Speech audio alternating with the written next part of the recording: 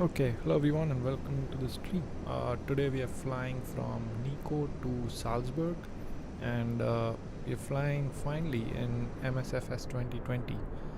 It's been a while since I've flown on 2020, so this is definitely going to be new for me, especially flying on something other than Airbus. So it's going to be a lot of fun landing this thing today. Definitely going to be tough because constantly flying fly-by-wire airplanes and then suddenly switching to something like this, I do not guarantee a good landing, but well, that's why we have Ryanair livery being used today.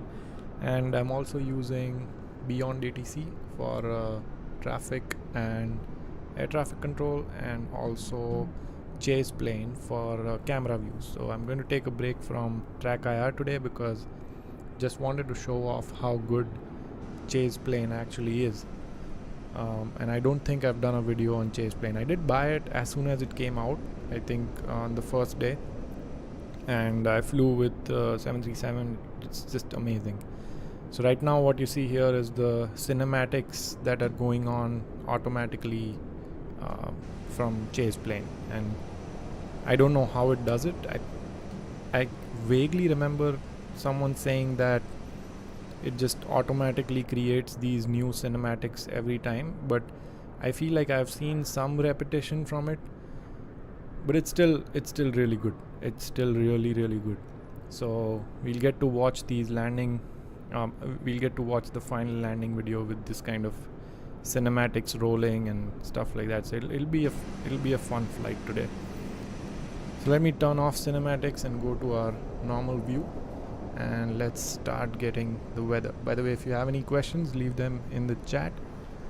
PC specs are in the description of the video, and I'm not using reshade for this flight, just trying to get all of the general things out of the way before we start flying. And in terms of settings, I pretty much have everything pushed to ultra TAA, and I'm using auto FPS. Base terrain level of detail is 100 and maximum is 350, I think. But yeah, otherwise everything is just set to ultra. One thing that did change for both 2020 and 2024 is I started using 3x multi-frame gen.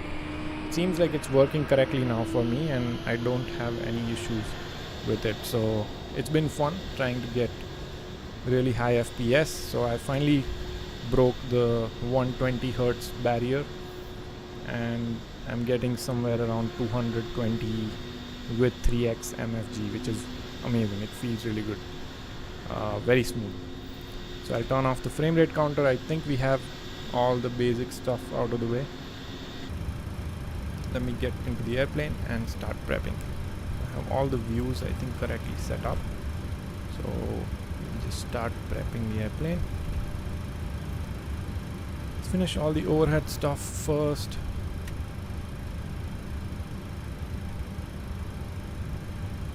On DC, align, onto nav.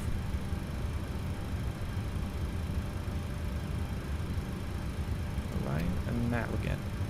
I'm also using Boris AudioWorks sound pack. So in case you guys are wondering why the sounds are so good, that's not because these are base Pmdg sounds. These are the Boris audio pack sounds. Okay, let's go through the overhead panel. We don't have fuel yet, so let me actually go up here and start doing my refueling first. So we leave the fuel pumps off, not quite following the real world procedures, but we try to stay as realistic as possible. Emergency lights armed, seatbelt signs to auto, and then we can turn on the position. A little tricky here, and logo lights can go on as well. Window heat can come on, electric hydraulic pumps can come on, and I think that should be it for now. And we'll set the pressurization panel correctly. So let me go to the EFB here. Oh, one thing that I did forget dang, there's just so many add-ons that you have to run with the sim that it's always tricky. You forget something. So I'm going to turn on Rex Atmos so that that's on as well. Request data from sim brief, departure. Is it asking me for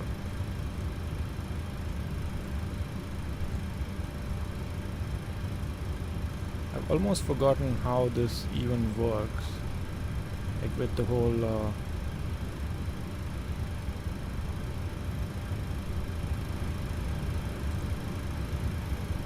like in let's see,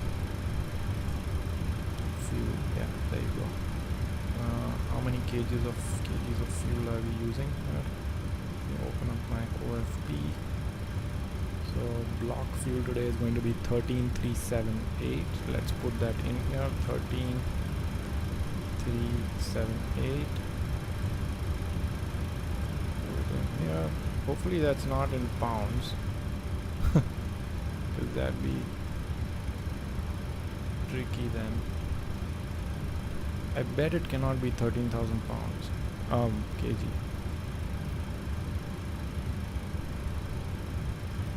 I'm almost 99% sure that this thing is in pounds. We're going to mess up. Let's see. Let's open up my sim brief and see if the default setting is in pounds or something. Shouldn't it say it somewhere on the flight plan what units it is used?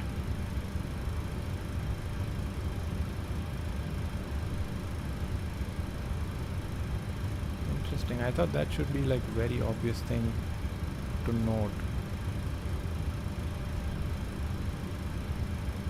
Yeah, I'm pretty damn sure that this is not pounds, but yeah, let's look at it from like zero fuel weight standpoint. So our zero fuel weight is 116.2. What's the ZF? Yeah, definitely not in pounds. I guess what we can do is let's go to GSX again. Is it already refueling? No, it's not. Okay. Let me see what we can do here. I think we can just convert this thing to pounds. Display. Yeah, there you go. Found it. That was easy. Set up. That would be something to fill up fuel in pounds rather than kgs or the other way around. Yeah, let's see how much do we have here now. 13378, I guess. 13378, yeah. So 13378. I'm gonna annoy some people by using pounds instead of kg.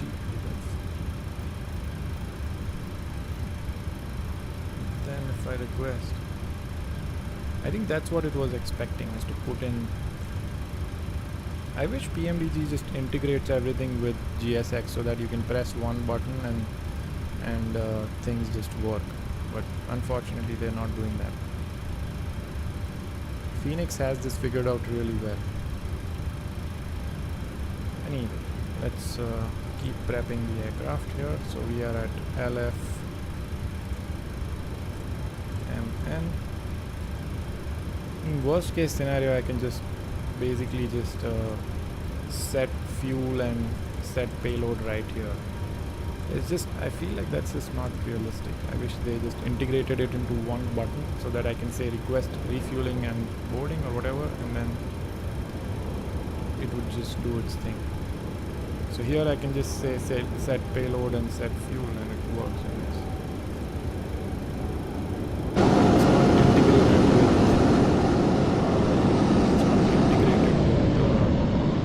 Wait, why am I speed brakes? Oh, I see why. That's because I was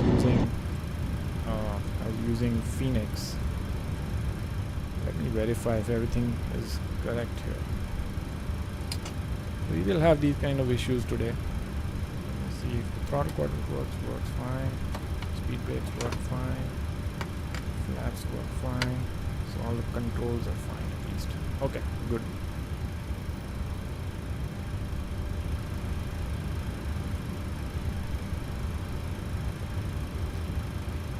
Payload is set, fuel is set.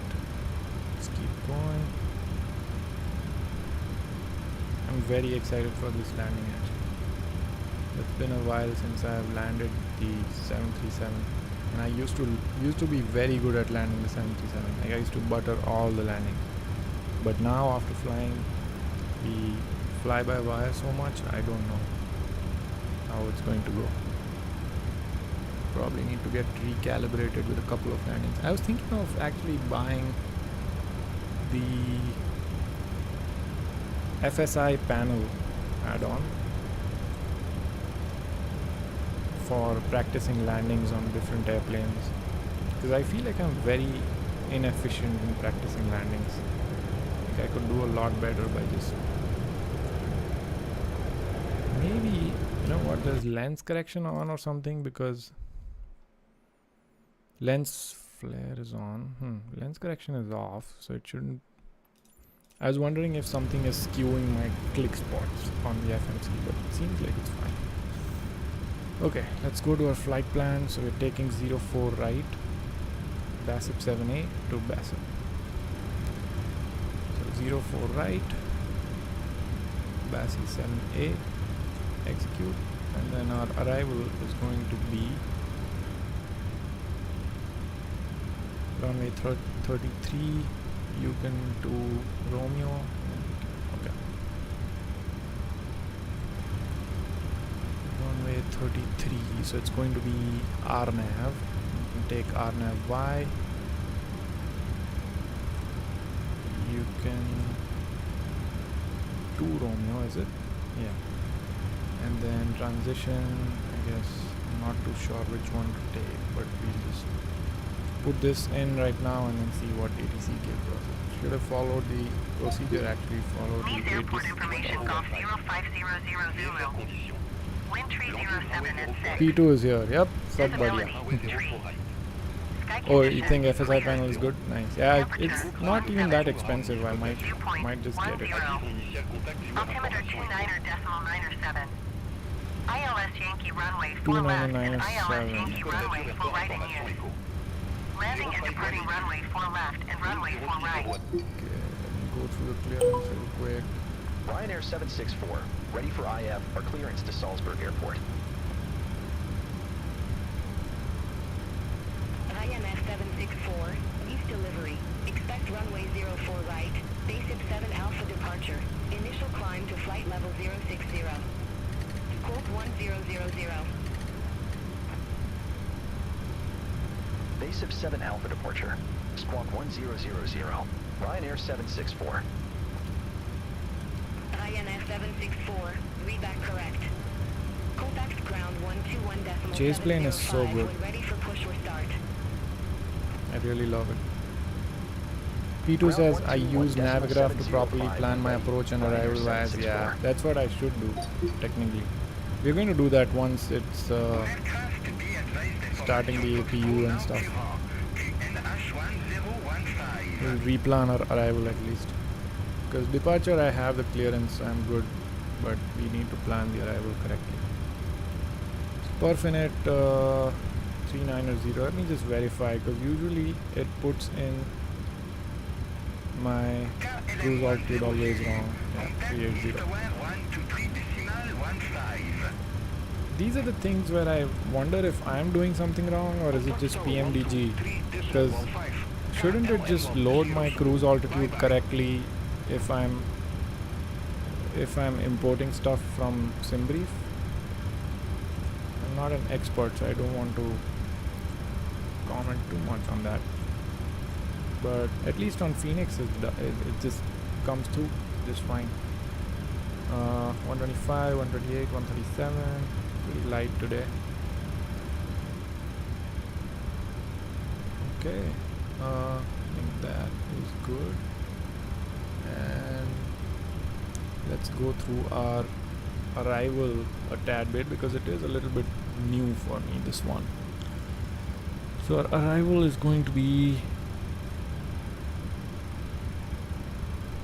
this one.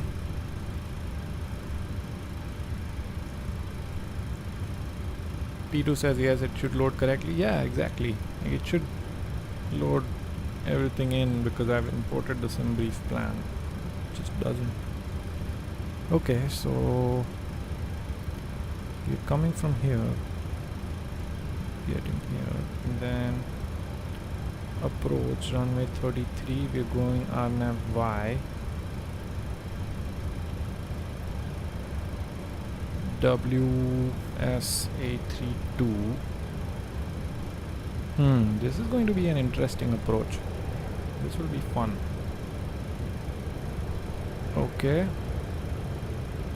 And what were the transitions that we had? So let's think about this arrival real quick and plan it correctly. So RNAV Y33. This one's fine.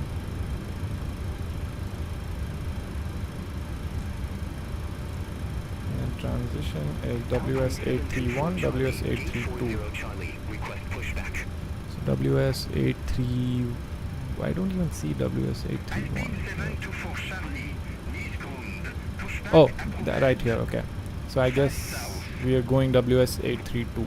Makes sense, okay. There you go, planned out, all good. And we'll keep it on here. Going flaps 1 today.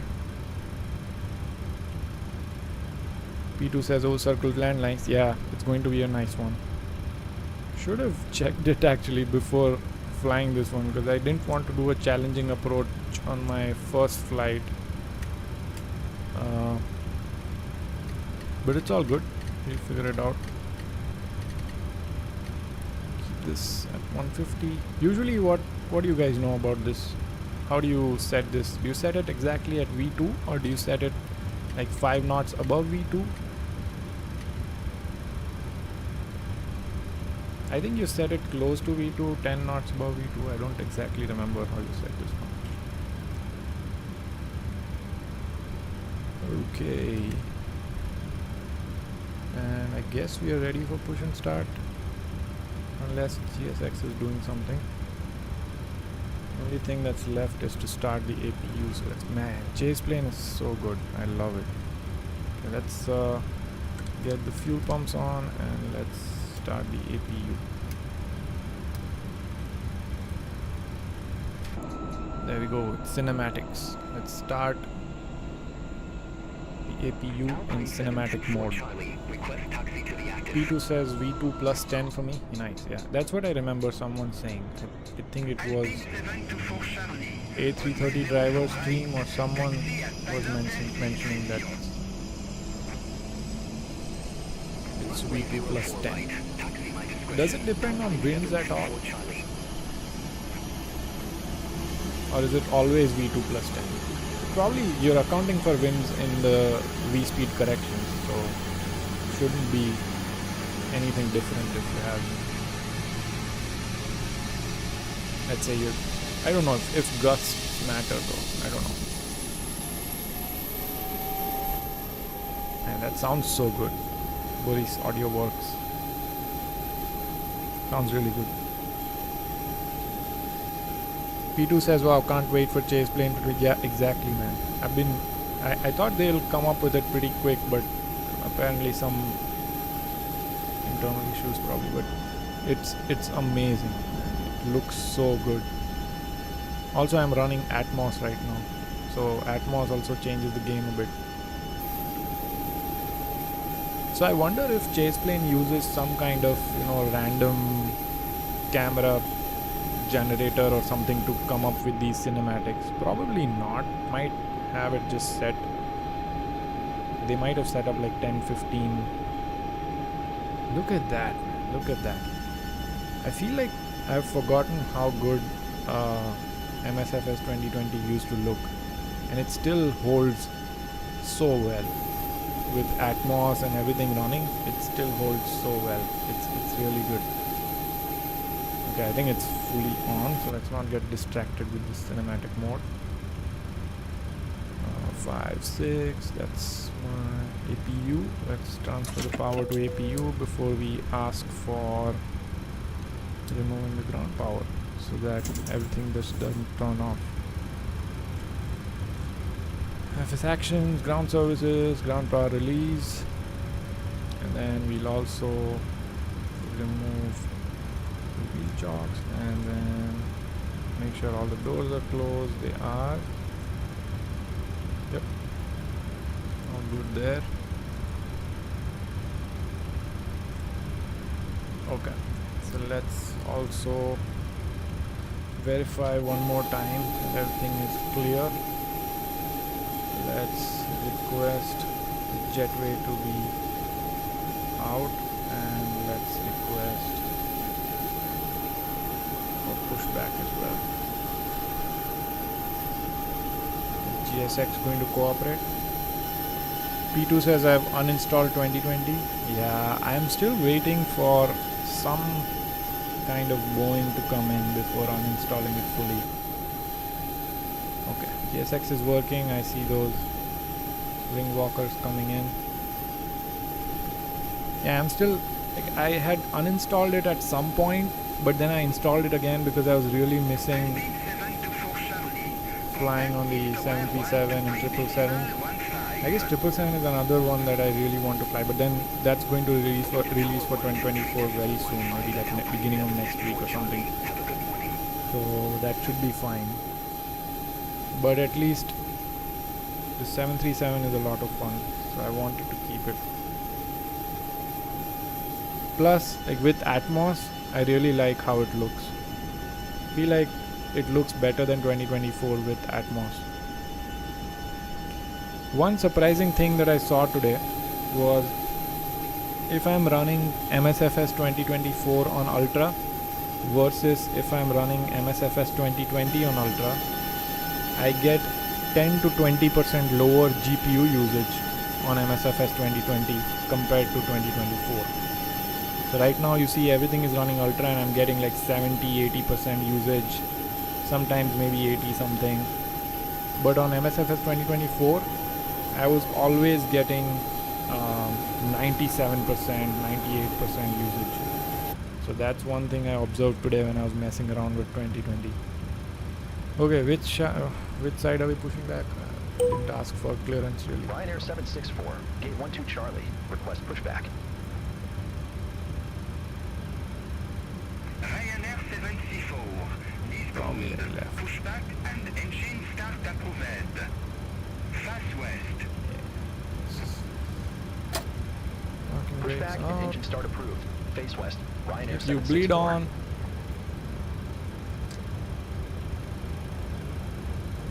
Okay, let's start this thing. Ooh, look at that. Did I zoom in too much? It's gone. Oh, there it is. Ooh. Nice. I love the eye adaptation effect in 2020. When you look out, everything inside turns dark. Quebec and gate 4C Bravo. Request pushback and engine start. It's so cool to be able to just change to this cinematic mode right when something. Oh, I forgot to give it fuel. My bad. Airbus habits. Look at that, guys. Chaseplane.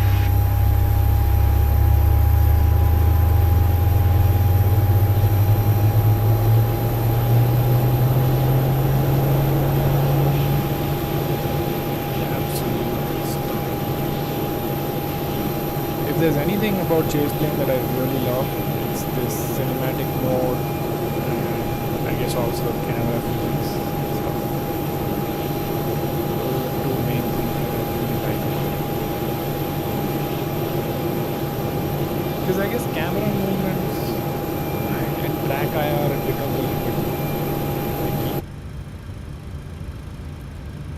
Let's set parking brakes and start the second one.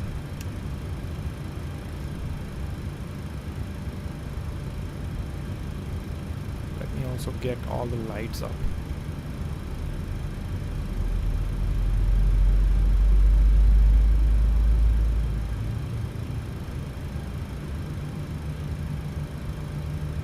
Okay, let's start prepping for our takeoff. So auto brakes to RTO.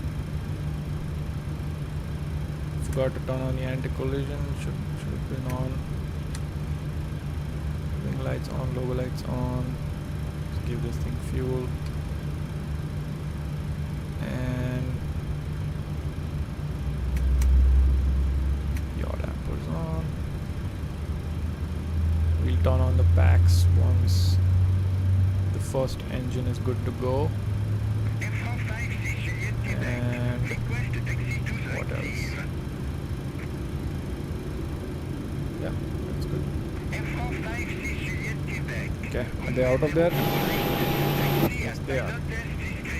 Taxi lights on and runway turn off lights on. Engine start switches to continuous. Looks good here. This can be set to 380 because that's our cruising altitude. And APU bleed can come off. We can put power on the engines now, and then finally packs can come on, and APU can turn off. And I think P2 said V2 plus 10, so that will be 147. And I'll get the yoke cam up real quick. Take me a little bit to set that up, but before that let me open up airport chart and see how we're going to taxi to runway here. Airport info, that should have it, I think, yeah. Okay, so probably going to get Sierra, Charlie, and then Bravo, Uniform, Alpha 1, probably Victor, and then W. Okay. Request taxi to runway. Ryanair 764, taxi for departure. Let me set this camera up meanwhile.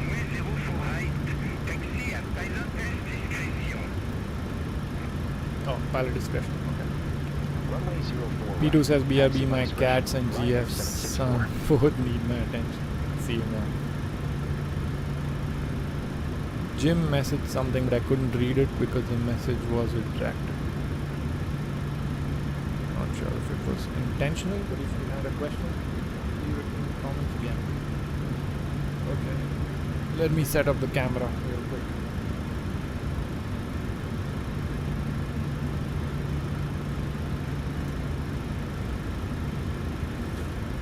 Let me put this on cinematic so you guys can just enjoy that.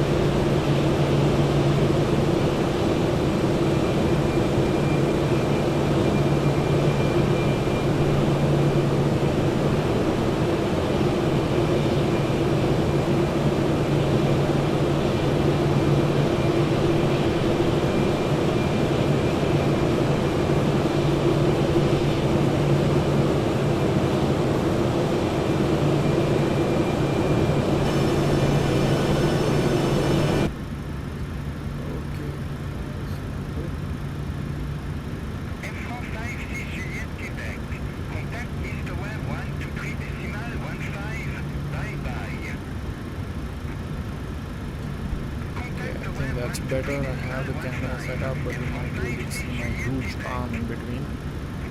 That's okay. That's why I go to the gym. Okay, there you go. That's what I meant by huge arm. Okay, pilot discretion, taxi. So let's get the parking brakes out.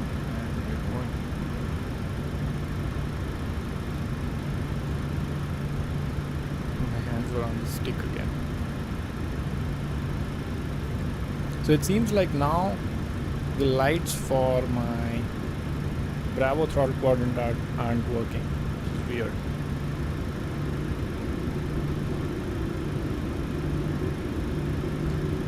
It was working for 2020, 2024 because I updated the Aerosoft software or whatever that software is, but then it wasn't working, and now it doesn't work for 2020. But I'm disoriented because I am looking at my other screen. Okay, Jim is asking, did PMDG get compatibility for 737 in 24? No, they haven't yet, which is very annoying because this airplane is very close to working in 2024, but they just won't do it. It's very annoying. Instead, what they're going to do is they're going to update this airplane and then sell it for 2024 with an upgrade price of, like, I don't know, maybe like $30-40 or something, which is very annoying. Like, at least let us fly this airplane in the new sim while you guys work on this upgrade. Like, why do we have to just sit around on this money that we have spent and not be able to run it on the new sim? It's very annoying. Like, it has to be one of the most infuriating things that I feel about, you know, this new sim release and add-on devs. Just Flight, I feel they've done a really good job at getting their products slowly out for 2024. Let's go actually from here. We are taxiing it while discussing.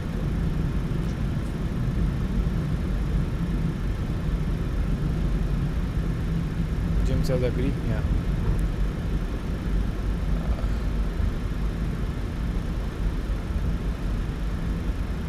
It's annoying. Even the whole 300 ER discussion, right? Why would you come up with a 200 ER before making your current airplanes? I guess they have their reasons. It's just hard to accept those reasons. Just say that you wanted to get as much, you know. Runway 04 right, taxi my discretion, Alpine 864 Victor. Which is fair, I guess. Everyone's working for money, so. Okay, we'll take the next one. Look at the horizon, by the way. Did you see that? I think it's control 1. Yeah. Look at how accurate the horizon colors are because of Rex Atmos.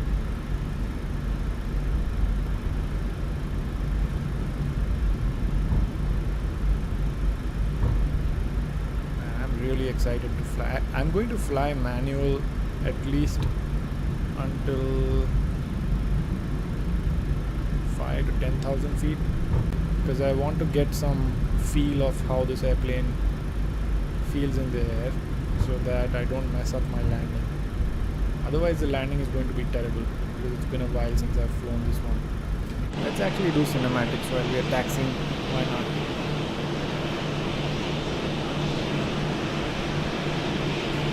But the other good part about cinematics is you can control the airplane while you are in the cinematics.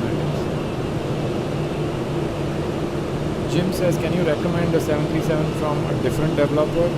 iFly 737 Max is really good, I've heard. I personally don't own it. I'm still waiting for them to come up with the 2024 update, which is going to be soon. Why the heck is this thing in my way? So yeah, I'm still waiting for them to come up with a 2024 update, which is happening soon. I think I saw an update from them that it's going to happen really soon. So once they get that 2024 update, I'm definitely buying that airplane. And then I might skip the Pmdg 737-800 when it comes out for it might be the NG, not the Max, but still, like, I'll see, I don't know. But I'm definitely buying the iFly one as soon as it becomes available for 24, because that one I've heard from my friend that it's really good. It flies well and the performance is amazing. It's not like the Anybuild's A350 where it performs really bad. Man, look at that horizon. I'm still stuck on that. It looks so good. Like the scattering. Oh man. By the way, I do have wing views set up. Yeah, nice. I have all the wing views set up, so that's cool. That'll be helpful for landing. Replace.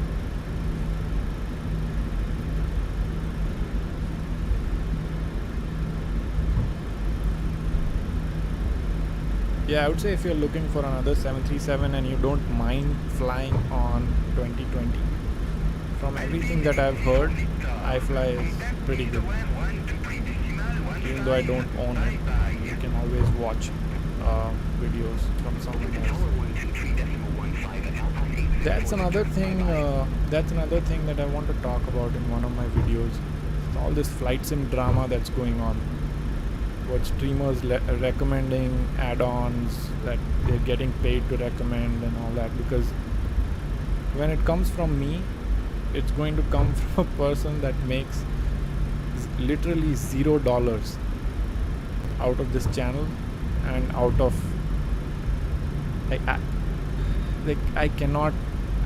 I just cannot take any add-ons for free. That's the reality of it because of the visa situation that I'm in.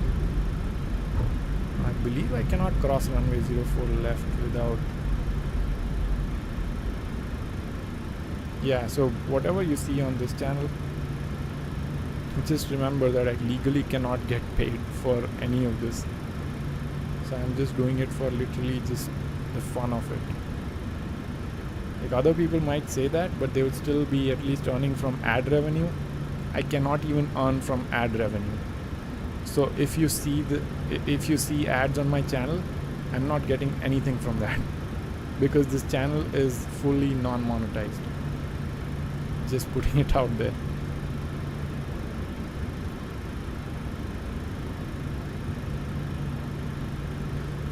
Okay, is it going to maybe I can just go, I don't know,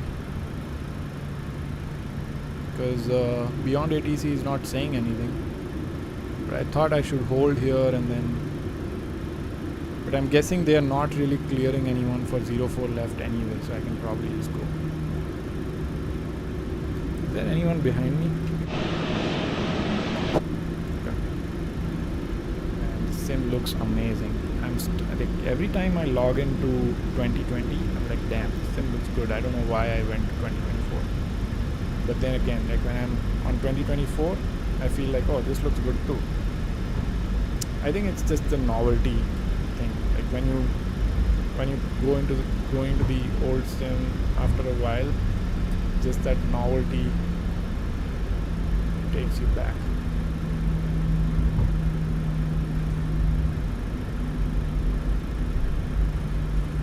This is default airport, by the way. This is not it's not any add-on. And even the Salzburg that we'll be landing at is a handcrafted, default handcrafted airport. But it's really good actually. And every time I turn in this direction, I look at this view and it looks so good. I can't wait to see it from up top. I wish there were some clouds, because clouds look amazing when you have Rex Atmos set up correctly. Dude, are you going to transform into tower or not?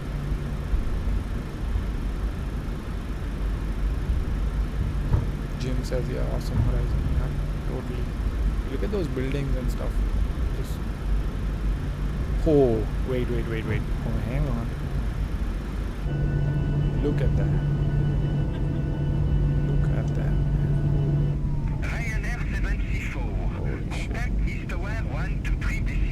So good. Hey, let's go flaps 1. We're Contact close. tower 123.15. Ryanair 764. Bye-bye. Go to tower. I've automated ATC so that at least I don't have to focus on that. When I fly offline without streaming, I like keeping it on do not auto respond so that I can talk to it, but on stream it's just easier. Offload that to some copilot, AI copilot. Okay, I think I can request departure. Ryanair 764. Ready for departure. Runway 04 right. IMS 764, East Hopefully Tower. the camera is 310 at 6, runway 04 right. Cleared for takeoff. Yeah, it's focused. Runway 04 right. Clear for takeoff. Ryanair 764. Let's go. Always forget to start the chrono. This time I won't.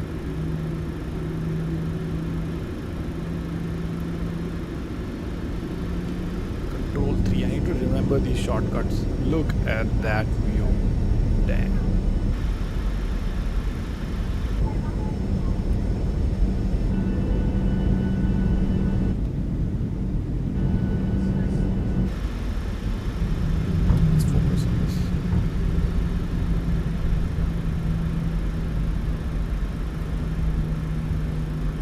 first takeoff after I don't know how many months in the 7.3. Let's see how it goes. We have a turn right after departure. Okay, 50% throttle, and chrono is on for all the nerds. And there we go. Well done.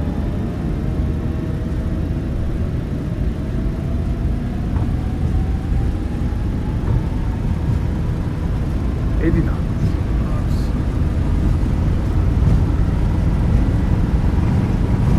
V1. Rotate.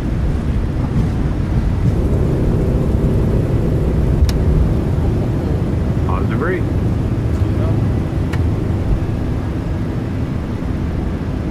Okay. Very different, man. Very different from the Airbus. Damn. I'm definitely going to mess this landing up.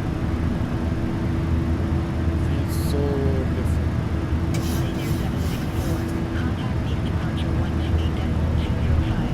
Let's just fly this manual for a while to get used to this Contact thing. base departure 128.205. Ryanair Also, the 764. sun is blinding me. Base departure Ryanair 764. 2,500 feet.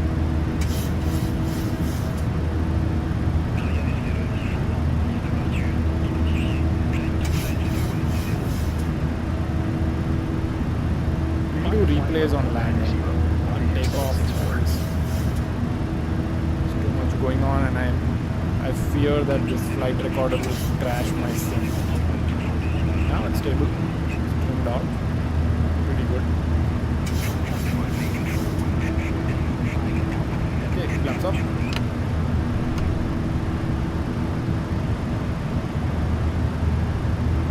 At least under 5,000 feet. Let's fly it manually. I want to go through this storm so that I can feel it.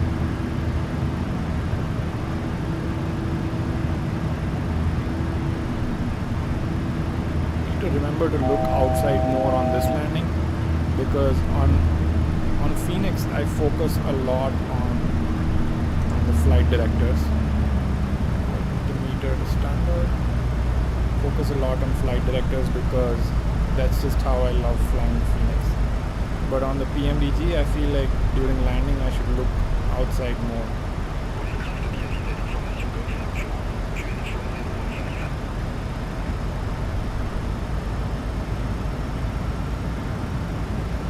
Okay, 6,000. I think we're good to get the autopilot on now. And now that the autopilot is on, I'll get the camera out of your way so that you can focus on admiring the scenery here. Auto brakes to off, runway turn off lights, taxi lights, all of these go off, and start switches comes later.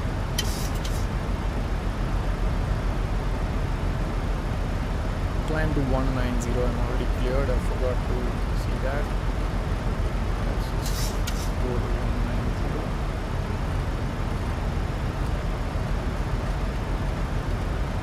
Oh, I can use my I forgot about that.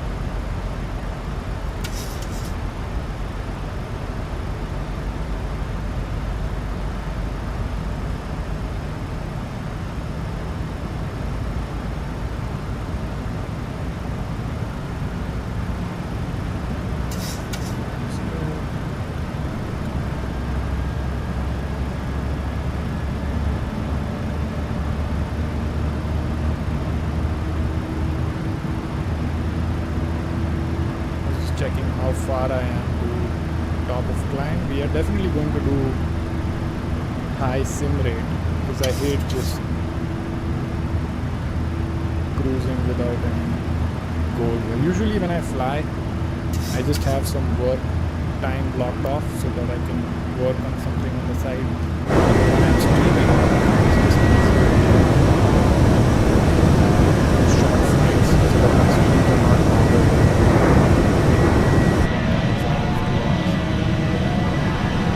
But that's the cinematic mode again.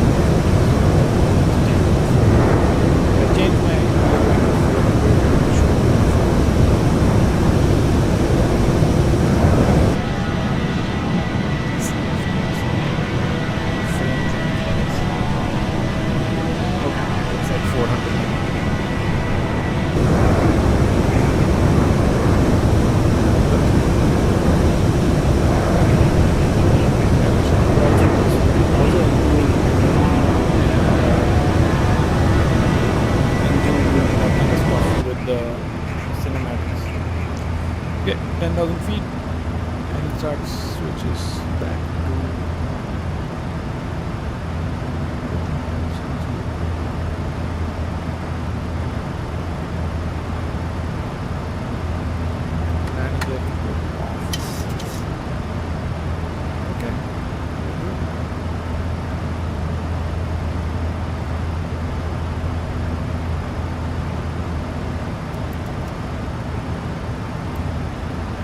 very long flight, to be honest.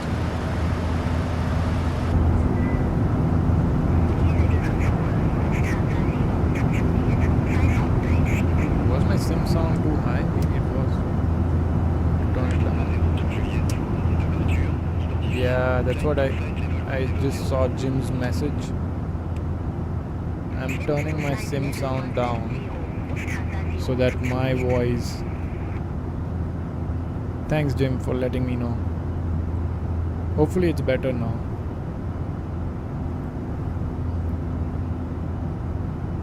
Because my sim sound was set to like 0 dB negative, so that's why I think it was messing up.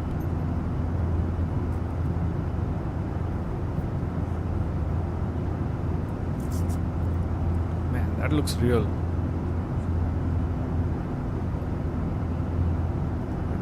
Looks real.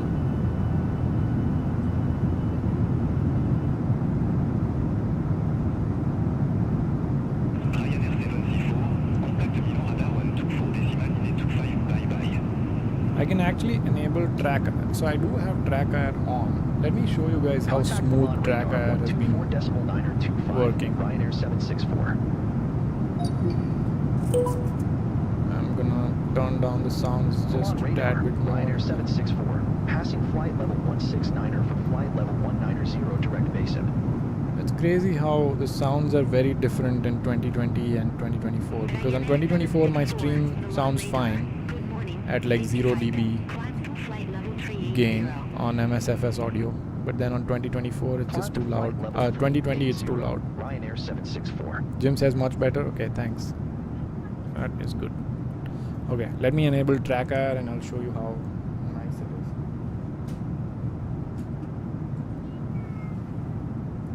By the way, do you hear those passenger sounds? Sounds so cool.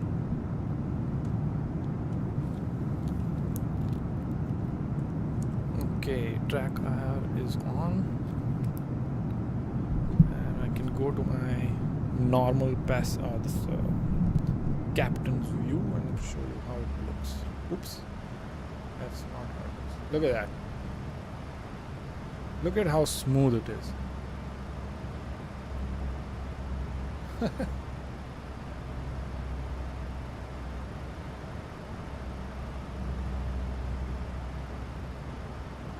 Yeah, if anyone is trying to find a middle ground between 2D flying and VR flying, dude, track IR is it. Feels amazing. Look at that. You can also look over the cockpit like that.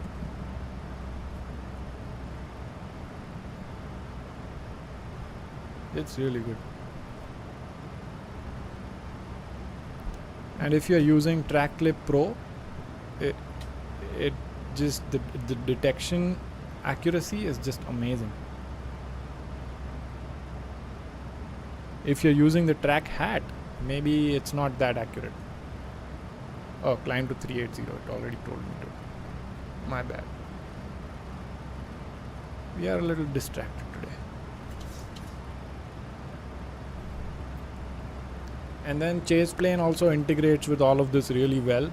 So if I'm in my pilot view,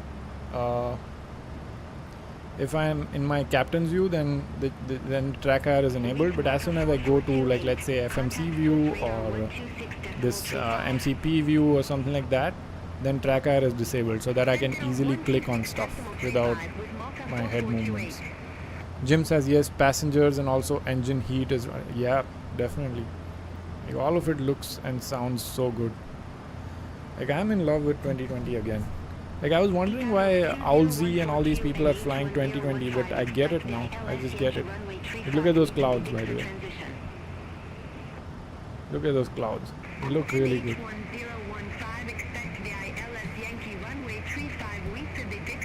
The whole scene is very convincing.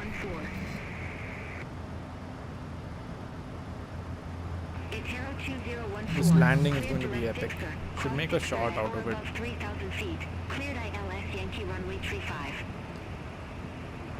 I wish I had an editor, but there's zero incentive for me to have an editor because I make $0 out of the channel, and there is no point of hiring an editor. So everything that you see on this channel is all edited, made, recorded, everything by me. I do it when I have time, just out of fun. If this shit ain't paying me anything.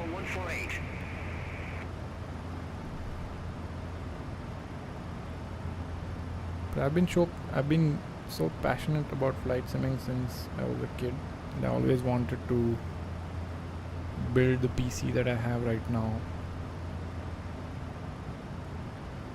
and get all the add-ons possible. Man, I love looking around with Chaseplane and tracker. Oh, look at that. That's traffic beyond ATC. See that streak there? So cool.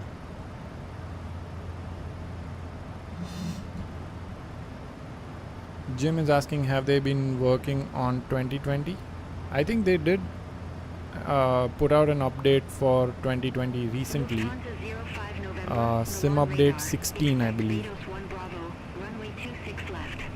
Sim update 16.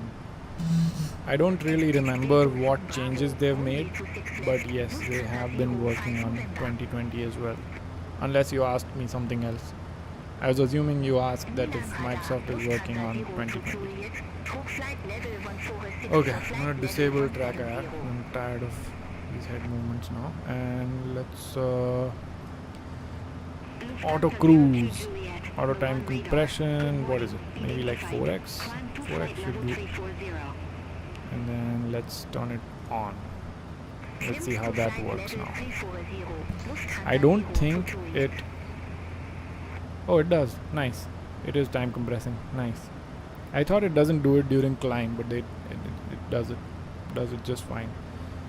It stops when you're turning.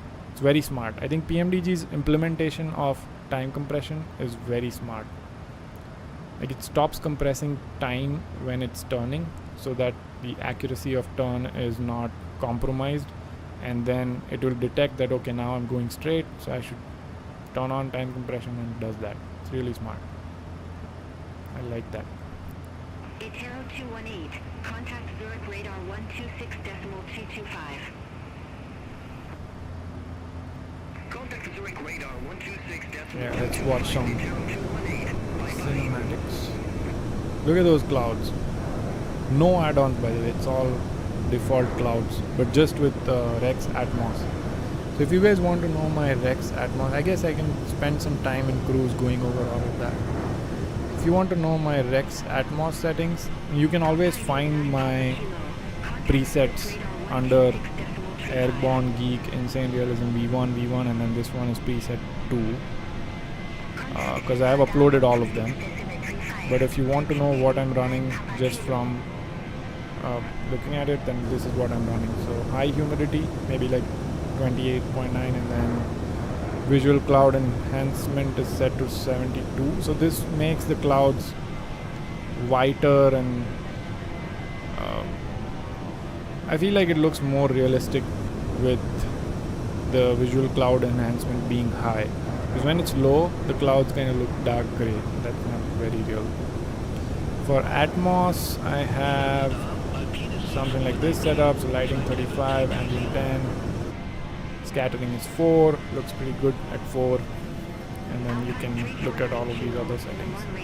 I think the main one is just setting the ambient color. That's the one that changes your sim from being too orangish or yellowish to being a little bit on the cooler side in terms of temperature, bluer. So that's that, and then Enviro I have it set like this. Terrain lighting, I feel like this is not really needed. I wish there was a way to just turn this off. But yeah, terrain lighting is set to 7.8, and then scene colors, whatever it is here. And I also had turned tree effects on. I don't know how that turned off, but yeah, I had this on as well. It makes the trees a little bit darker, and it looks better that way. Actually, let me go to my favorites and save this thing. Enviro, and then this one, turn on and update. So yeah, if you want to just directly use them as is, then you can just look for these names and you will find them. I'm going to put that on the other screen now.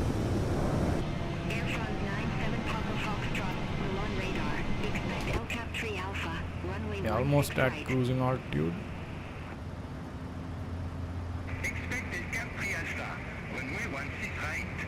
Let's see how it performs at 8x. Will it even do it? Probably not. Right now it's at 1x. But as soon as it stabilizes at 380, I think that's what it's waiting for. So when it turns and stabilizes, it will wait. And then when it's stable, that's when it increases the sim rate to a higher value, which is great. It's very smart. Okay, so now it's up, I think, because I see green here. Maybe not. Now it's up, yeah. So as soon as it hit the cruising altitude, it increased the sim rate. Back, I think it should go to 2x now. Yeah. 4x and should go to 8x. Yep, nice. So it does kill performance a little bit. You'll see stutters and stuff happening at 8x because it's just too quick. I guess it keeps going back to 1x because it cannot stabilize at 380. Maybe because of the high tailwinds we have and changing wind direction. Okay, maybe instead of wasting time, what I can do is limit this to 4x and start prepping for my approach, or at least understanding what we are going to do, because it is a difficult one for first flight in the 737 after such a long time. So I'm going to go 40 flaps. I think that's the smart thing to do because that will slow us down enough so that we'll be able to react to stuff. And let's go back and review the charts again. So arrival and approach, RNAV Yankee 33. That's the one we are doing. Mainly just wanted to review the minimums and stuff like that. And already set it, actually we can already set it. So our minimums are 1790 baro and radio minimums are 379. So while we are at it, let me just set it up, because why not? Radio minimums, and press shift so that it goes up quicker.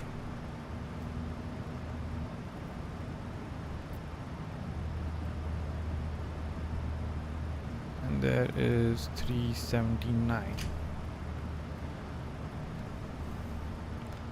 And then let's see.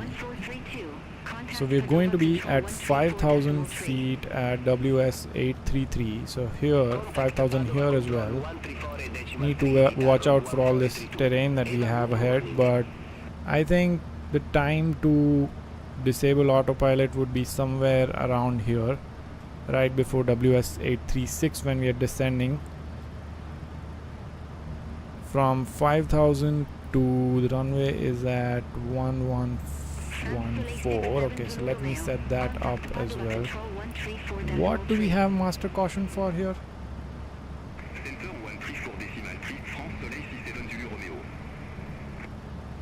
Did I just accidentally hit something? Huh, I don't know.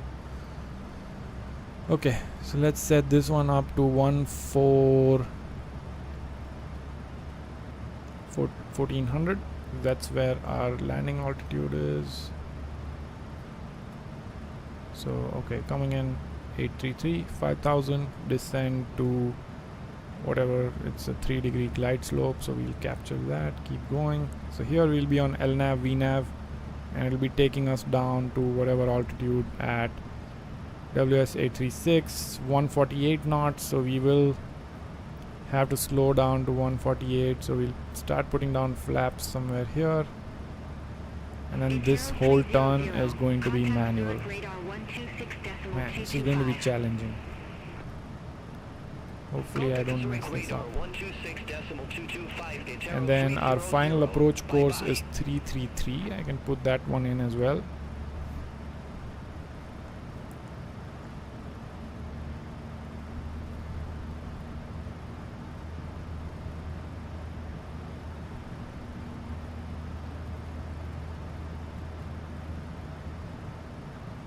And let's see what other information we have. So our missed approach, if we mess up, which is going to come in handy today, I'm going to climb straight ahead. Owlsy is here, my guy. What's up, man? What's up? How's it going?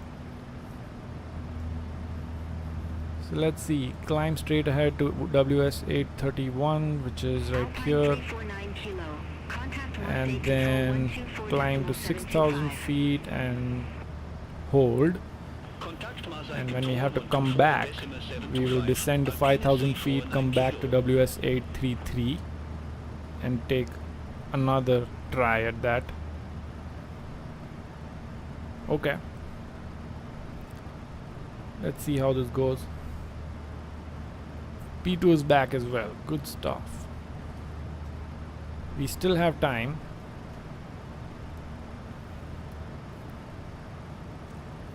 At least this is going to be entertaining for you guys to watch me struggle on this approach instead of just going like normal ILS. So yeah, that's my plan, to disable autopilot somewhere in between Whiskey Sierra 834 and 836, and then fly it down manual. I think I have it reviewed enough. Transition altitude is 10,000, so we'll remember that. I have it reviewed reasonable enough. Oh, you know what? Let me check the winds. Is that going to mess us up? Not quite. It's 160 at 5, 130 to 190. So there are variable winds. You need to be careful about that. Few clouds at 4,000, broken at 420 and 1016. I can set that up.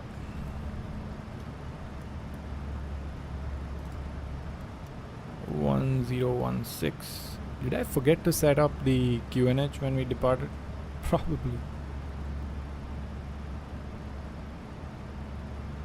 Corsair 1323, descend to flight level 100. Okay, so 160. Descend to flight level 100, Corsair 1323. 33, so kind of a crosswind there, Contact Bologna approach 133.775. but not very strong. Just like 5 knots, not bad.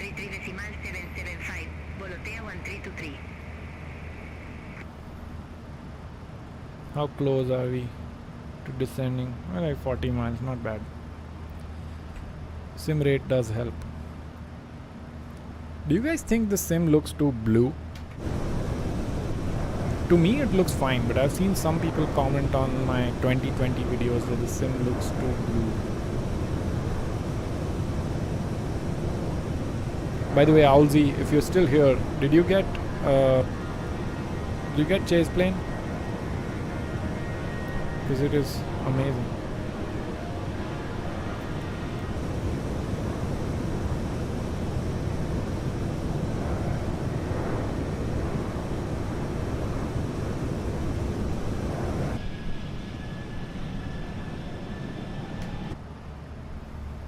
I'm going to keep this page open. Man, it's so weird. Like it, when I pan out of the EFB, it just holds my mouse on the. All these issues. Like, I really don't want to shit on Pmdg, but sometimes it drives me nuts.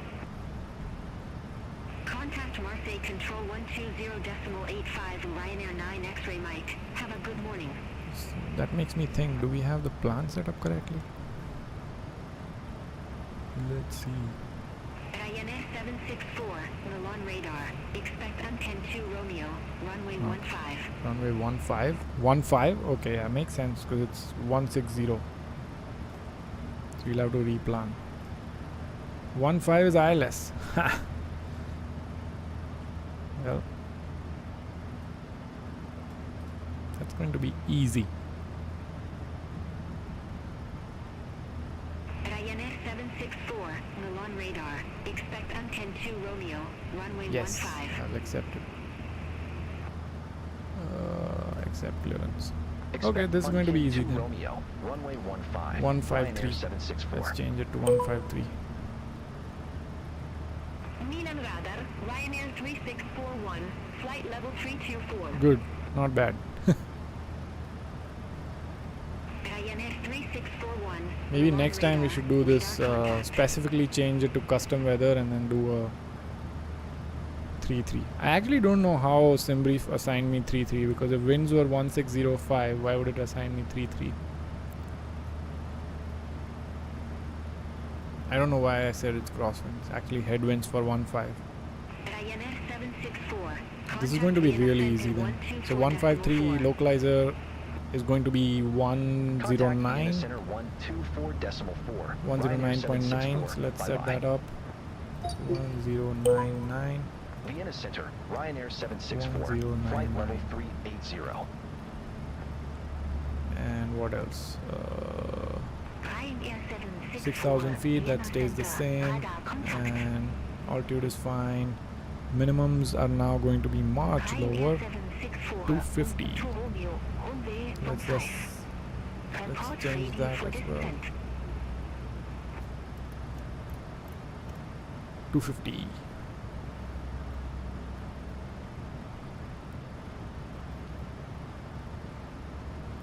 I'll still be a good boy and try to disable autopilot very early because I do want to fly this manual.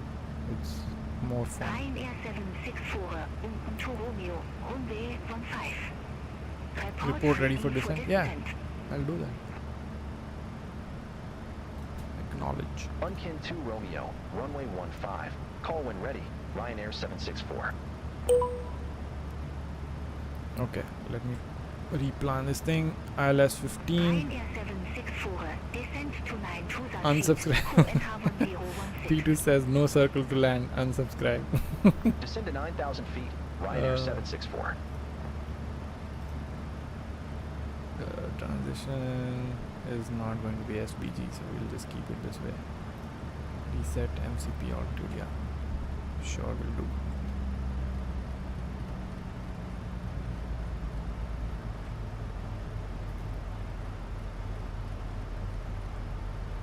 Descend to 9,000. I always forget that I can use my throttle quadrant to do this funny business instead of scrolling on my mouse for ages.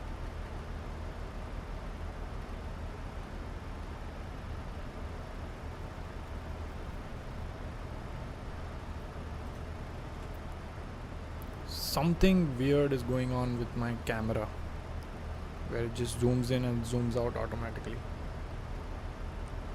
I don't know if this is a Chaseplane bug or if it has something to do with my track IR.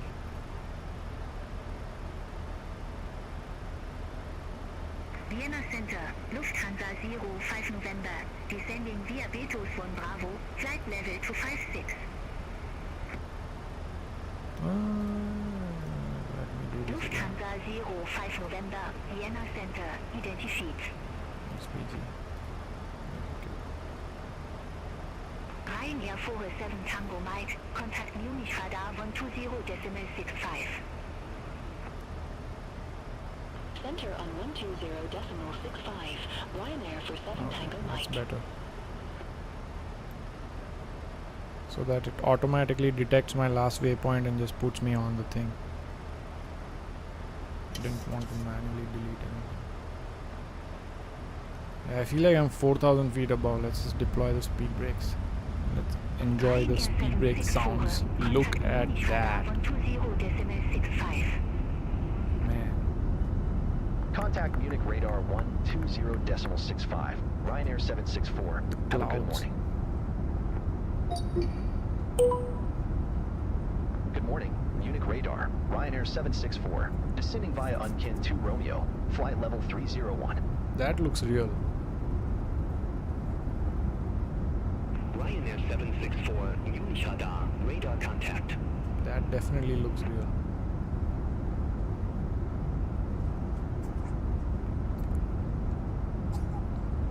Also the sounds, man.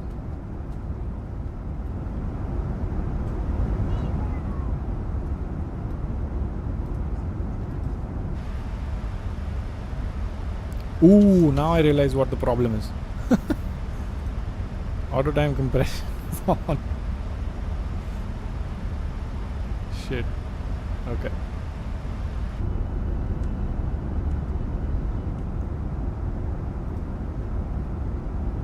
It's like I feel like my airplane is traveling too fast. Why is that? That's why.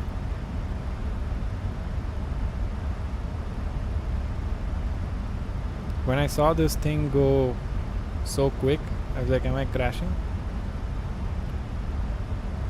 Okay, speed brakes to 2. Let's see what the landing performance says here.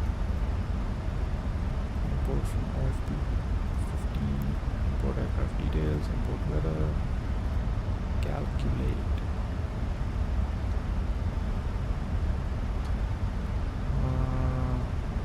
Flap config, we're going for 40. Okay, should be good. Should be good.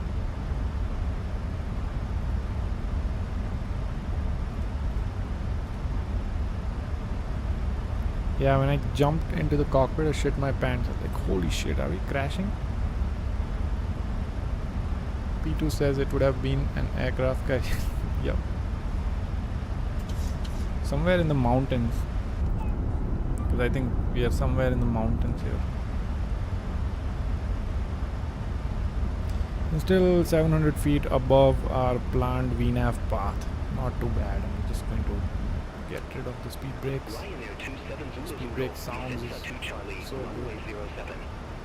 Report ready for descent.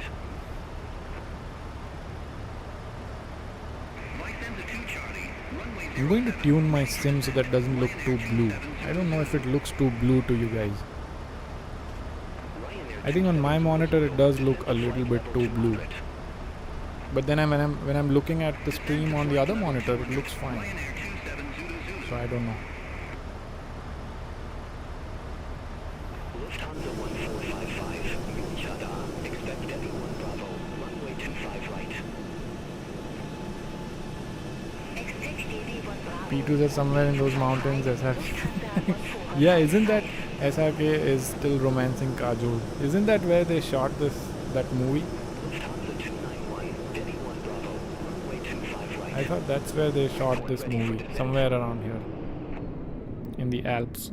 Delhi 1 Bravo, runway 25 right, ready for descent. Lufthansa 291. P2 says it looks 2020. Yeah, it is 2020. 240. Descent to flight level 240, Lufthansa 291. Good to see you on stream again. Oh, look at that traffic right behind us. Streak. I think it is time that we focus on the landing and not start enjoying these things.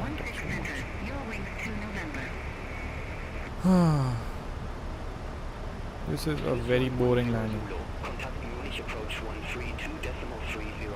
P2 says I love this camera. Yeah, it's all cinematics from Chaseplane. It's really good.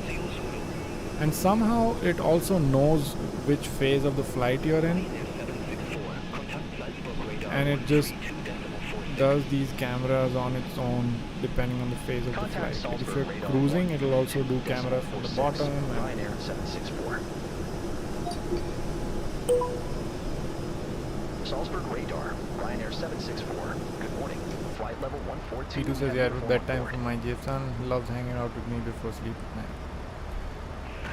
Yeah, I'm going to be your dad soon. Very soon.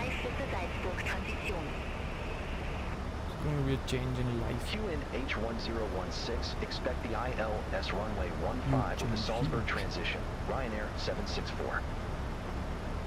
Okay, what did they say again? Q. Okay.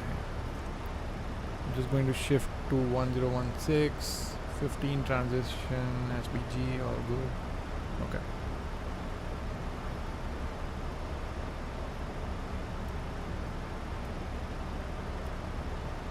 So I think we go manual right after this waypoint, whatever this is. SBG, I guess. No, WS something. Right before SBG we'll go manual, so that we go through that whole turn ourselves.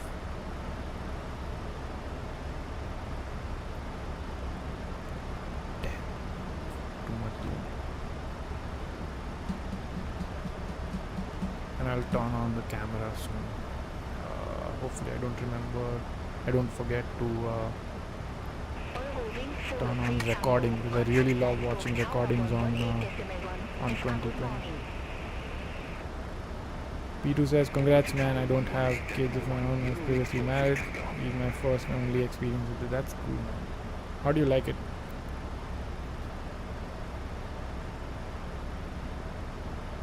If someone would have asked me in school, I would have never thought that I would have kids. But now that it's happening,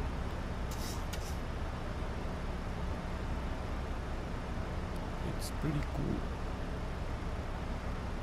I'm trying to get into a really good shape before we have a kid. Ryanair 764, descent to 7,000 feet. What's this thing doing? Oh, it's trying to slow down. Descend to 7,000 feet. QN Who says it's a lot of work? How old is it? I've heard it's a lot of work initially, but then it gets easier. I keep saying that to myself. I thought I'll get a lot of sim time when I have kids, because while watching the kid and playing with them, I can just take off and then play with the kid, and then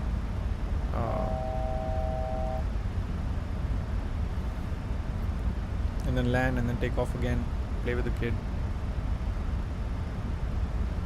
I don't know. Maybe I'm living in a dream. Descend to 7,000. Let's keep going. How did this thing go to up? I didn't do that.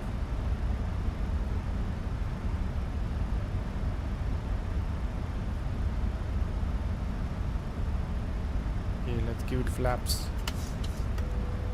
It's struggling to slow down even with speed brakes. Yeah, I think we are close. Let's get the localizer armed at least.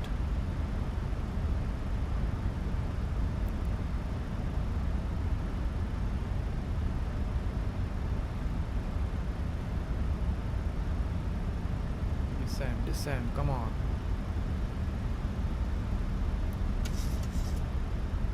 I guess it has to be 7,000 and above here, so not bad.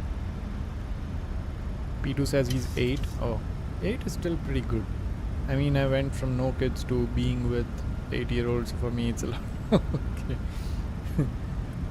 P2 says he is a car person, but he is amazed by my flights and setup. I want to introduce him to racing sim. Yeah, you can actually. I've seen some pretty cool racing plus flight sim setups. Sometimes even I feel like I want to integrate like a wheel or something. It's just that this yoke really comes in the way. Ryanair 764, descent to 4,000 feet. Descend to 4,000 feet. Let me see if I can set up the camera in time. Ryanair 764, cleared direct Salzburg, cross Salzburg at or up over 4,000 feet, cleared ELS runway 15. So, with cam, shifted. Clear direct Salzburg, cross Salzburg at or above 4,000 feet. Cleared ILS runway 15. Man, I'm so messed Ryanair up. I'm so 764. messed up on this approach right now. I can't even tell you. Like I'm at 9,000 feet when I should be, I don't know how low. I got distracted with kids' conversation because of you guys, man.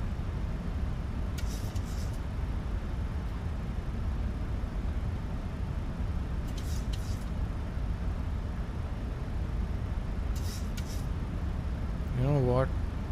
I don't think I can make this.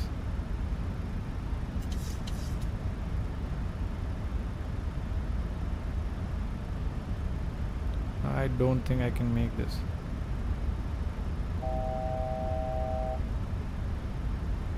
Because even with full flaps and whatnot, I'm way above. I'm just gonna do a quick 180 on here. Ryanair 764, contact Salzburg Tower 118.1.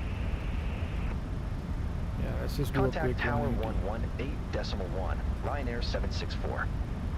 And let's go maybe 5,000. Salzburg Tower, Ryanair 764, ILS 4,000. runway 15. Let's go 4,000. Ryanair 764, Salzburg Tower, wind 155 at 5. I don't care about runway ATC right 15 now. cleared to land.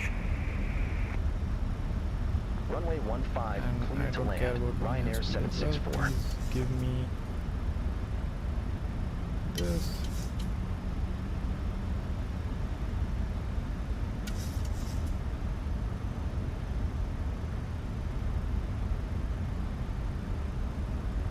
Jim says wing it. I was on the verge of winging it, but then I was like, yeah, let me just do a 180 quick here, and then P2 says use delay vectors or hold at a waypoint. Man, I can't deal with that right now. I've forgotten how to do any of that on this thing. It's raining. We'll just capture it somewhere here at SBG and assume that ATC didn't see it.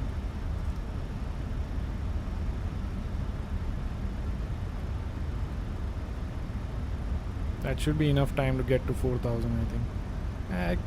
Yes, where's 4,000? 4,000 is at the VOR, right? At Salzburg VOR, yeah, okay.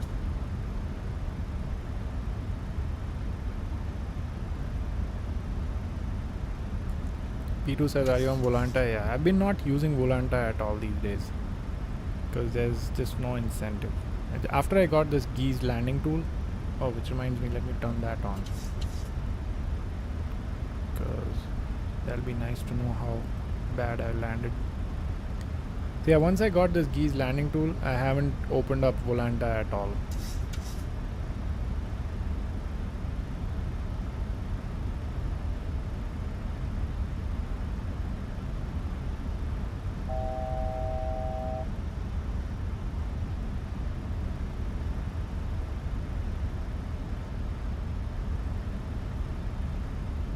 Is it too much of visual cloud enhancement? Let me see. Maybe I should turn it down a bit. Maybe not.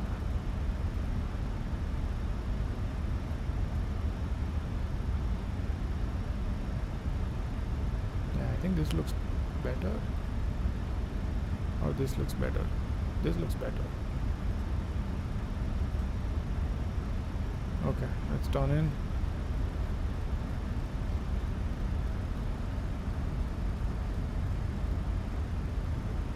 Put it on localizer.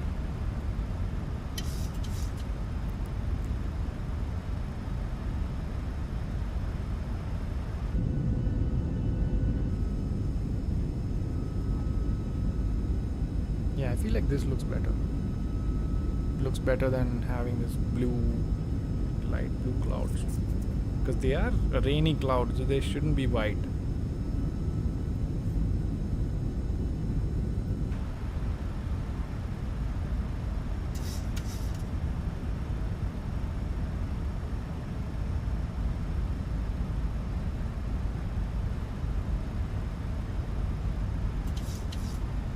And now, honestly, you can go direct to, what is this, F1?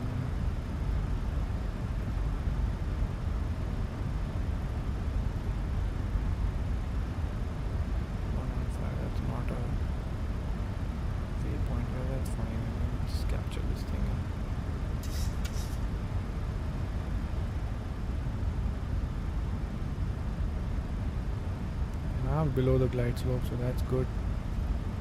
Approach mode, localizer is captured, and I'm also cleared to land, so everything is good. We've recovered, guys. Everything's good. We'll forget that this happened.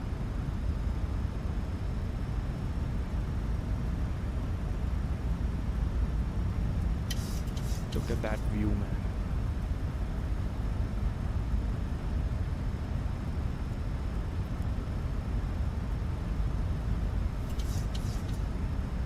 Okay, how about manual after this?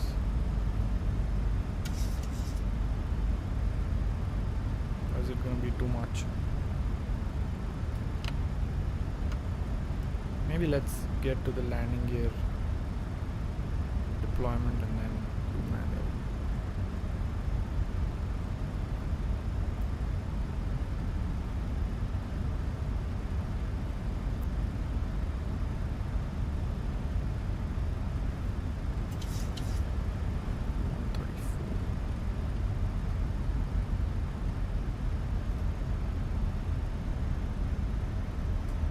Laps 5.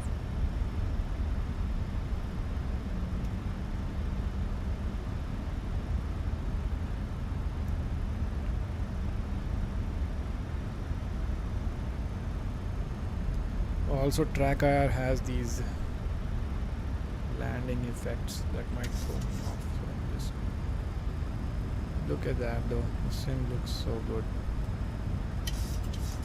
I love that. This is my favorite view, like over the hood. I can already see the runway. Yeah, I think it's just time to go manual. 2500.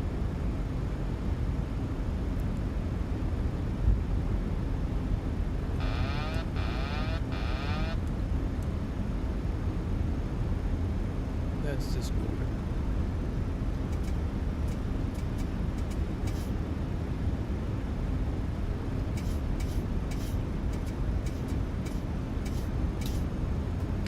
Flaps.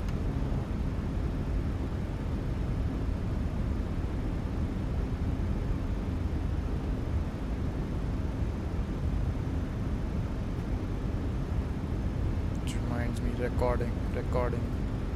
Glad I remembered. Would have been a waste of a landing. Flaps.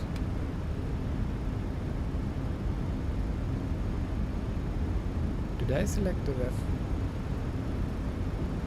I did.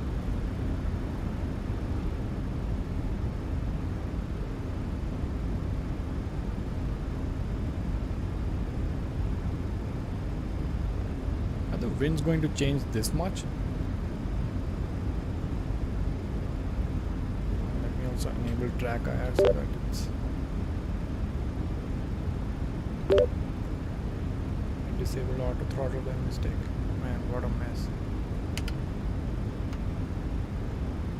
One more flaps.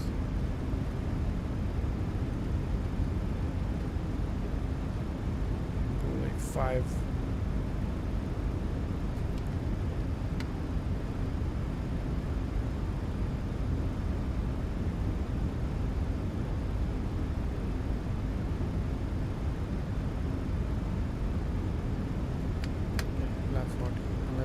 Stabilized because we are quite off.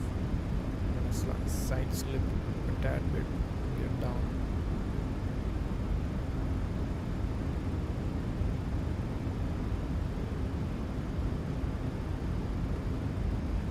Okay, 1000. it's a Ryanair landing, so I never promised a good one. We might still have a good one.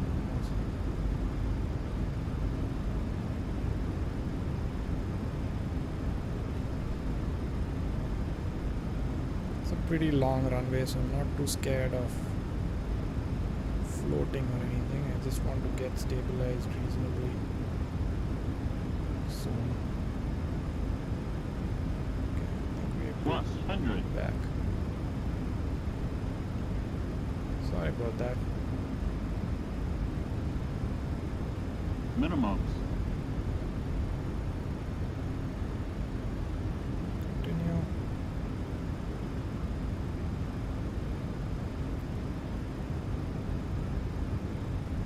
50, 40, 30, 20, 10.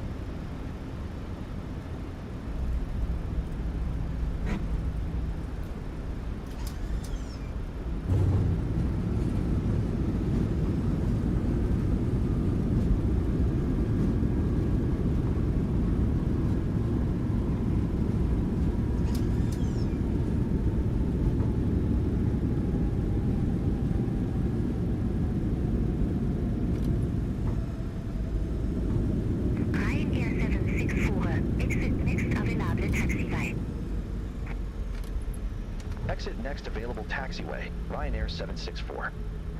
Which way are we exiting? This way or this way? I don't know. That was a decent landing, no? Saved it at the end, yeah. That was a terrible approach though. Like absolutely terrible approach. But it was fun. Like I get reminded of those butter PMDG landings that I used to have. It was a lot of fun. That was fun, not gonna lie.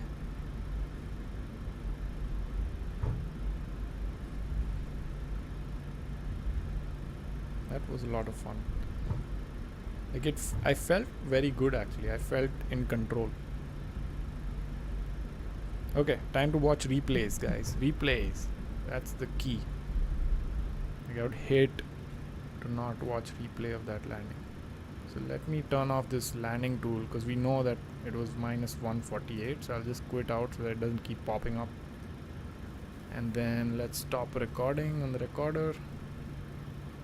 Jim says you didn't bend it. Yeah. Saved it somehow. Oh, this recorder tool, the flight path on the recorder tool looks funny. P2 says I fly Phoenix. I barely butter mine. Yeah, Phoenix is hard to butter. If you try to butter the Phoenix, you're going to float for like half of the runway. Yeah, you'll probably float half the runway. Okay, let's watch replays now.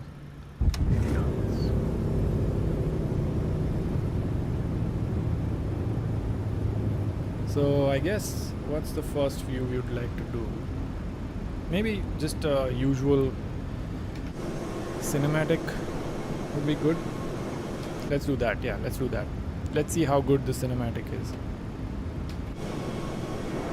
The Chaseplane cinematic.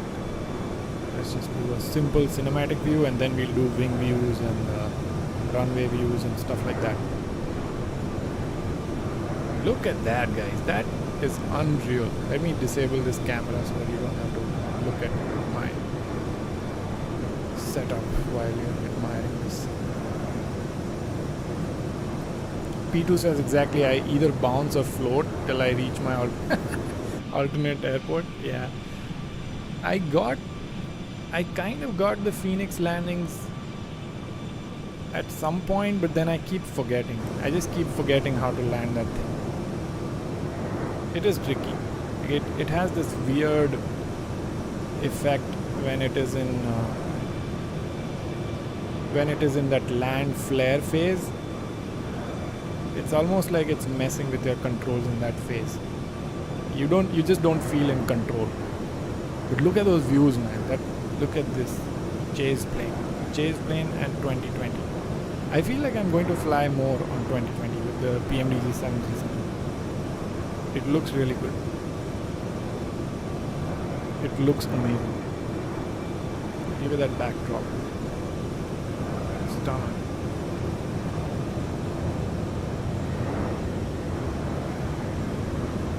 Hopefully you guys are not seeing stuttering. P2 says I use your landing technique and it actually helped. That's how I found your channel. Oh, I remember that one. Yeah, the how to land the A320 video. Yeah, I remember that one. To be honest, that's one of the best landings I probably had on A320. And I thought, okay, let me make a video out of this.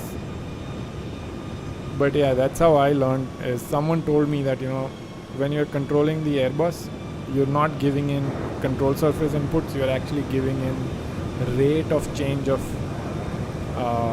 turn inputs or rate of change of pitch inputs. that completely like changed the way I flew the Airbus. Look at that, man. Holy shit. This sim looks amazing. P2 says I got a -146 using your technique. Nice. Yeah, I think the key things that I remember is flare at 30 feet. So put your aircraft in a straight position at 30 feet, and then are the sounds too much? I think they're too much. So put your aircraft at 30 feet in a straight like level position, and then 20 feet cut the throttle and just let it land on its own. Because if you try to flare after you cut the throttle, you can make like little adjustments, but yeah, if you flare too much after 30, you're going to go half the runway. That's what I've seen. Flare too much after 30 and it's going to go half the runway. Okay, let's watch it. Maybe I think it's time for wing views. So let's go maybe somewhere here and turn off cinematics, turn off track IR, and let's watch some maybe front wing view. I don't know. First of all, let me get the speed brakes out.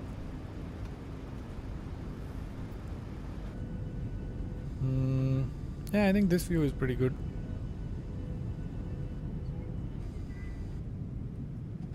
Maybe this one. I don't know. I think this one is better. Let me position it so that you can see outside more than the window and stuff. Okay, I think that's good.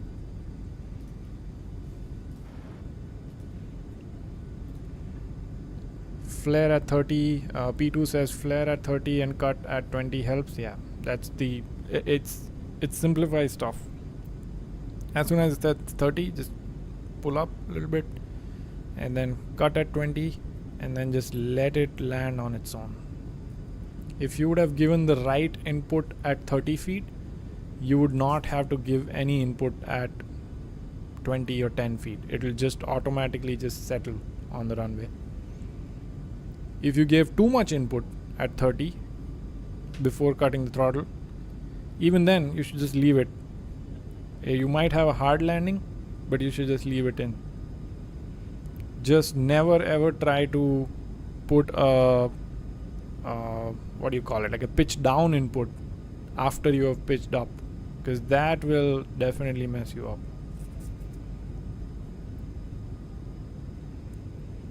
Yeah, I've done that a few times and never ever had a good landing. Like you're better off just floating than putting a pitch down input. P2 says also sharklets tend to float more than wingtips. Yeah, sharklets with IAE is a recipe for floating on the Phoenix. Like as soon as you use sharklets with IAE, it's a terrible floater. Did I land way too? I guess I floated a little bit, not too much. This airport is also very well done. Like for a default airport, this is good. Like look at those buildings there.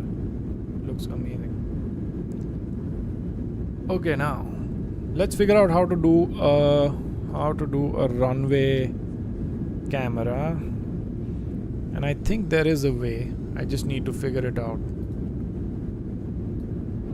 So if I go here, and then if I maybe do a flyby view, I think that's the one. I think it is the flyby view.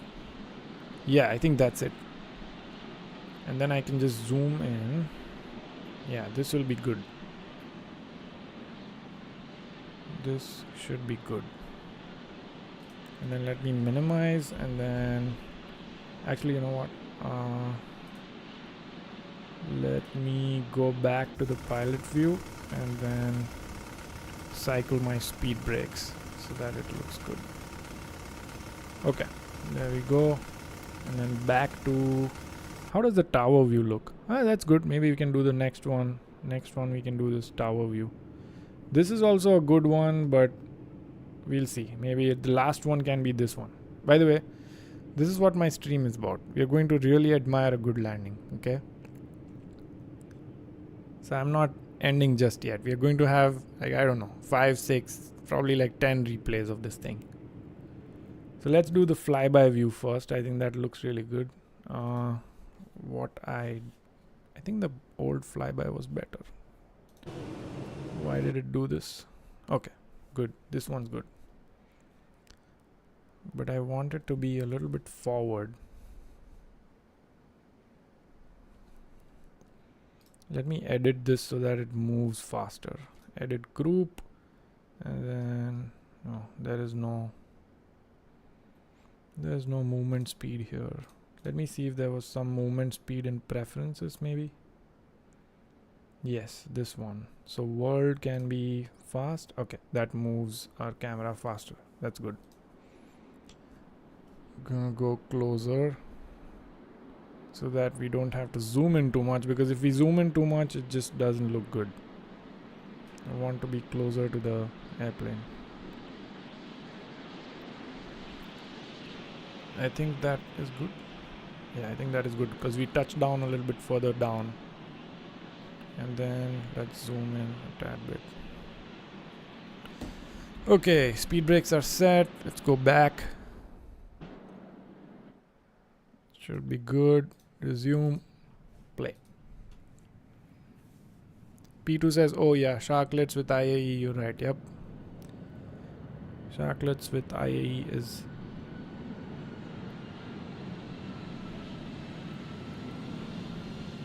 Ooh. That looks good. Is it gonna reset me to this? No! I didn't want to watch this view. No. That's fine, I guess, but this was not the goal. My goal was... Why does it feel so hard when I look at it from here? I wanted to watch it from a fixed...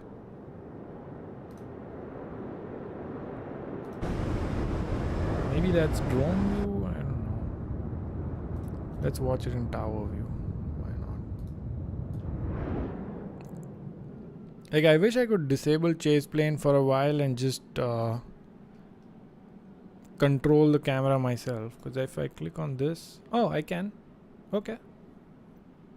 I guess I can. But is it going to let me? No, it won't let me because Chaseplane is controlling all the camera. Anyway, that's fine. Let's watch it in tower view. Let's go back to the airplane, reset our speed brakes so that it's set correctly. And then open up this tower view. Zoom in. Let's see how it looks like from this view.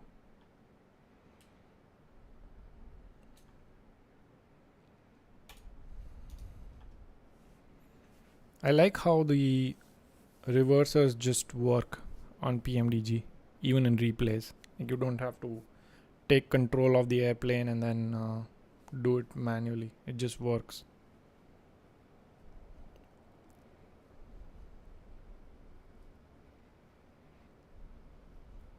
As long as you set your speed brakes in the armed position, it just works.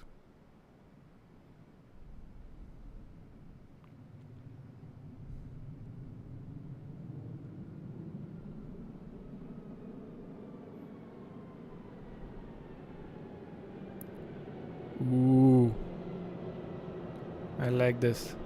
P2 says I like this angle. Yes, I do. Yep, I like this angle too.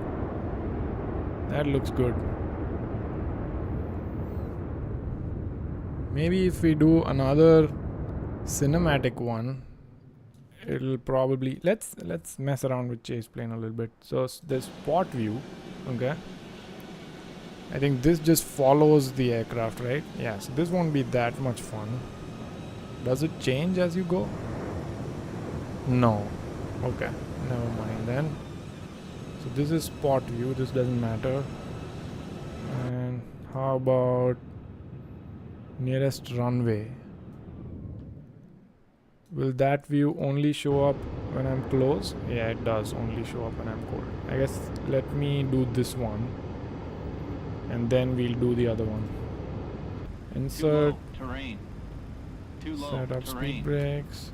Too low, Okay, nearest runway. Wait, why did it reset me to... Ah, there you go. Okay. And then I think I can cancel out of this. Resume. Let's see how this goes. Oh man. Wait, what? Oh, there you go. Nice. I like this view too. Just that the runway textures are a little bit blurry, but I like it.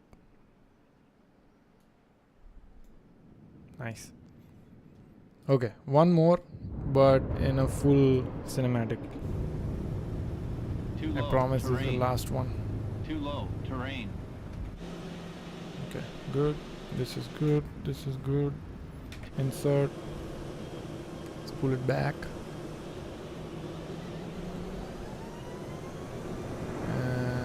Resume.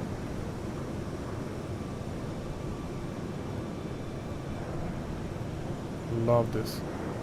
I think if someone were to ask me what's the favorite one, I would say this one, cinematic, because it has this randomized feel to it that you might end up in any view when you're actually landing. So I want to see how it ends up this time.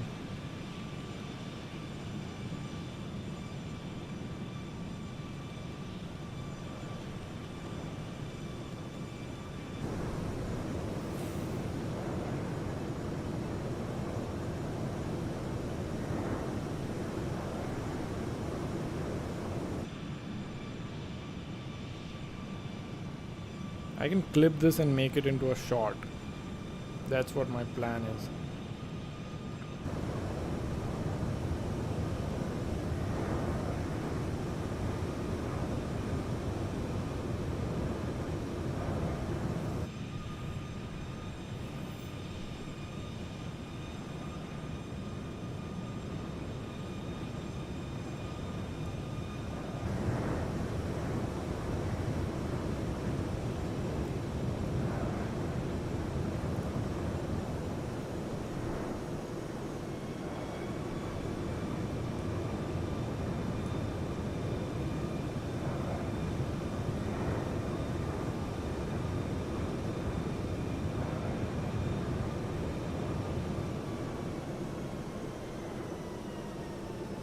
Short worthy landing, yeah. It was a little bit of a floater, not gonna lie. I could have landed a little sooner, but then considering how bad the approach was, I think it was fine. If I would have stabilized a little sooner, I could have focused more on landing on threshold. I guess it's fine. Okay guys, you know what I'm gonna do? I'm gonna leave you guys to watch the wing view from the other side, from the airport side, from the tower side, from the hill side, and after that we're going to end the stream.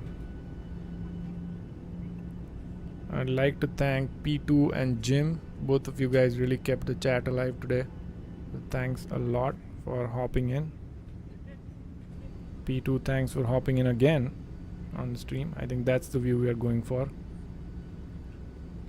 Let me see, is it this one? Should we do this one or should we do this one? I think this one's better. And then let me adjust.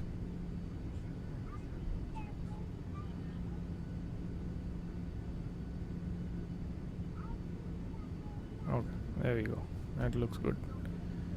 So yeah, thanks to P2 and Jim for keeping it alive. I really appreciate you guys joining in. Otherwise it's really boring to just fly on my own and not having anyone in the chat. So thank you guys, thanks a lot. Okay, we are good. Maybe I can pull it back a little more so that it's more enjoyable to watch these scenic. There you go.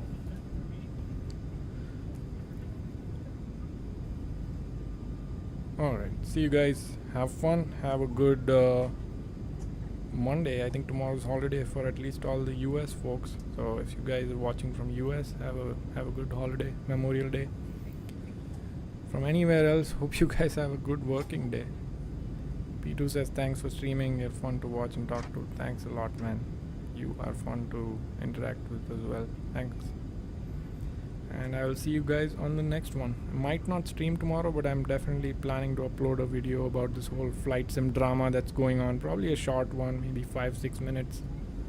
But I'll just maybe slap some landing video in the background and talk through it real quick. But yeah, thanks a lot again. See you on the next one.